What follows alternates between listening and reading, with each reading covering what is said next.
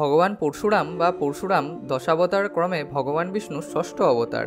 বিষ্ণু হিন্দু ধর্মে বিশ্বের রক্ষক এবং টিকিয়ে রাখার ভূমিকা পালন করে।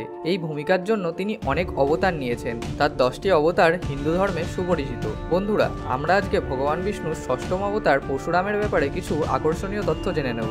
আপনাদের স্বাগত জানাই ফ্যাক্টজেনের নতুন একটি এপিসোডে।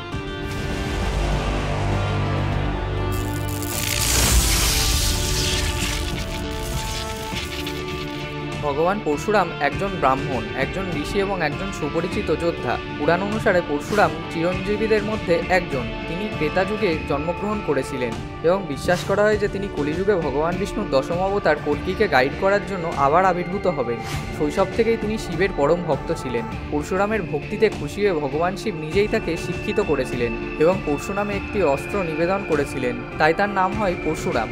এটি ভবিষ্যৎবাণী করা হয়েছিল যে পরশুরামের জন্ম হবে যখন পৃথিবী অশুভ দ্বারা সমাহিত হবে। তিনি একটি ব্রাহ্মণ পরিবারে জন্মগ্রহণ করেছিলেন, যা ভৃগু বংশের অন্তর্ভুক্ত। তার পিতা ছিলেন ঋষি জন্মদগ্নি এবং তার মা ছিলেন একজন ক্ষত্রিয় রাজকন্যা রেণুকা মহার। দেবী ভাগবত পুরাণের 6ষ্ঠ অধ্যায়ের উপর ভিত্তি করে ভগবান পরশুরাম একটি জ্বলন্ত আলো নিয়ে জন্মগ্রহণ করেছিলেন, যা সমস্ত দুষ্ট যোদ্ধাদের অন্ধ করে দেয়।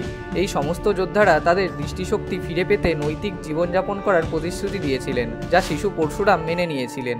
ভগবান পরশুরামের জন্মের আরেকটি গল্প রয়েছে, যেমনটি বিষ্ণু পুরাণের 4র্থ অধ্যায়ে উল্লেখিত হয়েছে। একবার ঋচিকা ঋষি 2 বেলার খাবার তৈরি করেছিলেন, একটি সাধারণ অন্যটি বিশেষ। যে কেউ ওই বিশেষ খাবারটি খেত সে একটি সন্তান ধারণ করবে, যা রেণুকা দেবী খেয়েছিলেন এবং পরশুরামের জন্ম দিয়েছিলেন। বায়ুপুরাণের ওপর ভিত্তি করে আরেকটি গল্পও রয়েছে। ভগবান পরশুরাম তার মা রেণুকা শিব এবং বিষ্ণু দেওয়ার একটি নৈবেদ্য ভক্ষণ করার পর এই পৃথিবীতে এসেছিলেন, ফলে পরশুরাম উভয় দেবতার গুণ লাভ করেছিলেন। রাজা প্রসেনজিতের কন্যা রেণুকা ছিলেন একজন ক্ষত্রিয় রাজকন্যা, যার 5 পুত্র ছিল। স্বামীর প্রতি ভক্তির কারণে তিনি ভেজা পাত্রেও জল বহন করতেন। একদিন জল বহন করতে গিয়ে রেণুকা দেখলেন গন্ধর্বরা নদীতে স্নান করছেন। তাদের দেখে সে যৌন উত্তেজিত হয়ে পড়ে, যার কারণে সে ভেজা মাটির পাত্রে জল রাখার ক্ষমতা হারিয়ে ফেলে। যখন তিনি জন্মদগ্নির কাছে ফিরে আসেন, তখন ঋষি তার তপস্যার শক্তির মাধ্যমে সমস্ত ঘটনা এবং তার ইচ্ছা সম্পর্কে জানতে পারেন। ঋষি জন্মদগ্নি ক্রোধে তার 4 পুত্রের তাদের অবিশ্বস্ত মায়ের শিরচ্ছেদ করার আদেশ দেন, যা তাদের 4 জনই প্রত্যাখ্যান করেছিলেন। তার আদেশ অমান্য করার জন্য তিনি তার 4 ছেলেকে পাথরে পরিণত করেছিলেন। ঋষি জন্মদগ্নি তার 5ম পুত্র পরশুরামকে আদেশ করেছিলেন, যা তিনি মেনে নিয়েছিলেন এবং তার মাকে হত্যা করতে সময় নেননি। তার কর্মে সন্তুষ্ট বোধ করে ঋষি জন্মদগ্নি তাকে বর দেন। প্রত্যুত্তরে পরশুরাম তাকে তার মা এবং পাথরে পরিণত হয়ে যাওয়া ভাইদের ফিরিয়ে আনতে বলেন, যা ঋষি আনন্দের সাথে মেনে নেন। এরপরে আমরা জেনে নেব ভগবান পরশুরামের দৈহিক বর্ণনা সম্পর্কে। গোস্বামী তুলসীদাস লিখেছেন যে তার শরীর ছাই দিয়ে ঢাকা এবং তার চেহারা ফর্সা, চওড়া কপালে ত্রিপুণ্ডা এবং পৃথিবী থেকে মন্দতা দূর করার জন্য তিনি একটি কুঠার বহন করেন। শ্রীমদ্ ভাগবত পুরাণের মতো গ্রন্থে তার 4 হাতে কুঠার, তীর, ধনুক এবং ঢাল বহনকারী একজন মানুষ হিসেবে বর্ণনা করা হয়েছে। ভগবান পরশুরাম স্বর্গীয় অস্ত্র, ধর্ম, কর্ম, যুদ্ধ দক্ষতার বিশাল জ্ঞানের অধিকারী। শৈশব থেকেই তিনি ছিলেন সাহসী এবং ক্ষত্রিয়দের সমস্ত বৈশিষ্ট্য তার মধ্যে ছিল। সমগ্র পৃথিবী জয় করার জন্য তিনি সর্বস্ব দান করেন এবং তপস্যার জন্য মহেন্দ্র পর্বতে চলে যান। অধিকাংশ মানুষ মনে করেন পরশুরাম মাথা গরম করে, কিন্তু তা নয়। তিনি ধৈর্য, দানশীলতা এবং ন্যায়পরায়ণতার মতো গুণাবলীর অধিকারী। এরপরেই আমরা জেনে নেব ভগবান বিষ্ণুর 6ষ্ঠ অবতারের উদ্দেশ্য কী ছিল। ভগবান বিষ্ণুর 6ষ্ঠ অবতার পরশুরামের চূড়ান্ত উদ্দেশ্য ছিল পাপী ক্ষত্রিয় রাজাদের হাত থেকে পৃথিবীকে মুক্ত করা। ঋষি জন্মদগ্নির একটি ইচ্ছা পূরণকারী গাভী ছিল, যার নাম ছিল সুরভি।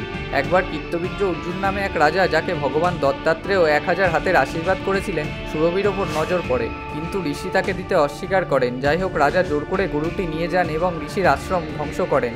পরশুরাম ফিরে এসে আশ্রমের দুর্দশা দেখে সুরভির অপহরণের খবর শুনলেন। ভগবান ক্রোধে কুঠার ধরে সহস্রবাহু অর্জুনকে হত্যা করতে গেলেন। রাজা কীর্তবীর্যের সন্তানরা প্রতিশোধ হিসেবে জন্মদগ্নি ঋষিকে হত্যা করেন। ভগবান পরশুরাম যখন তার মৃত্যুর কথা জানতে পারেন, তখন তিনি কীর্তবীর্যের সমস্ত পুত্রকে নিশ্চিহ্ন করার শপথ নেন, যা তিনি সফল হন। যাই হোক, রাগ এবং দুঃখের কারণে তার প্রতিশোধের তৃষ্ণা মেটেনি। এইভাবে তিনি 21 বার পৃথিবীর পাপী ক্ষত্রিয় রাজাদের হত্যা করতে থাকেন। এরপরেই আমরা জেনে নেব রামায়ণে ভগবান পরশুরামের অবদান। দেবী সীতার স্বামীর যোগ্যতা যাচাই করার জন্য ভগবান পরশুরাম মিথিলার রাজা দেবী সীতার পিতা জনককে শিবধনুষ দিয়েছিলেন। তারপর তিনি তপস্যার জন্য মহেন্দ্রগিরি পর্বতে যান। সীতার স্বয়ংবরের সময় সবাই শিবধনুষ তুলতে ব্যর্থ হয়েছিল, কিন্তু ভগবান রাম শুধু ধনুক তোলেননি, ধনুকটা বাঁধতেও পেরেছিলেন। তিনি বিষ্ণুর 7ম অবতার হওয়ার কারণে ধনুকটি অর্ধেক ভেঙে ফেলেছিলেন।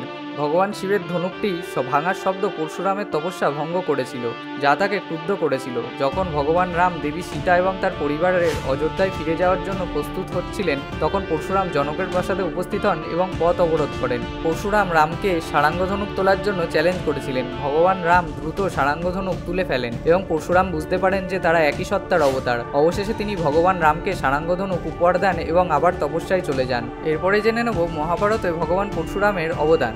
ভগবান পরশুরাম মহাভারতে একটি গুরুত্বপূর্ণ ভূমিকা পালন করেন। তিনি ভীষ্ম, দ্রোণ, রুক্মী এবং কর্ণের গুরু ছিলেন। তিনি তাদের যুদ্ধের দক্ষতা শিখিয়েছিলেন এবং ব্রহ্মাস্ত্র, বৈষ্ণবাস্ত্র এবং পশুপাতাস্ত্র এবং আরও অনেক কিছুর মতো ঐশ্বরিক আকাশী অস্ত্রের সমস্ত জ্ঞান প্রদান করেছিলেন। এরপরে আমরা জেনে নেব ভগবান গণেশের সঙ্গে পরশুরামের বিরোধ। চিত্তবীর্য অর্জুনকে বধ করার পর পরশুরাম ভগবান শিবকে ধন্যবাদ এবং আশীর্বাদ পেতে কৈলাস পর্বতে যান, কিন্তু মহাদেব বিশ্রাম নিচ্ছিলেন বলে গণেশ তাকে পথে বাধা দেন। এই মুহূর্তে কেউ তার সাথে দেখা করতে পারেনি।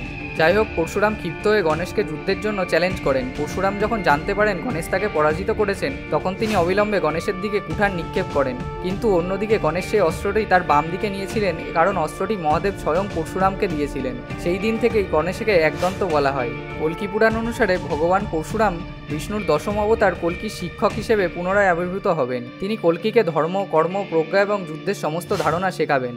তদুপরি তিনি কল্কিকে ভগবান শিবকে সন্তুষ্ট করার জন্য কঠোর তপস্যা করার পরামর্শ দেবেন। অবশেষে কল্কি কলিযুগের সমাপ্তি এবং সত্যযুগের শুরু করার জন্য একটি স্বর্গীয় ঘোড়ায় চেপে পৃথিবীতে আবির্ভূত হবেন।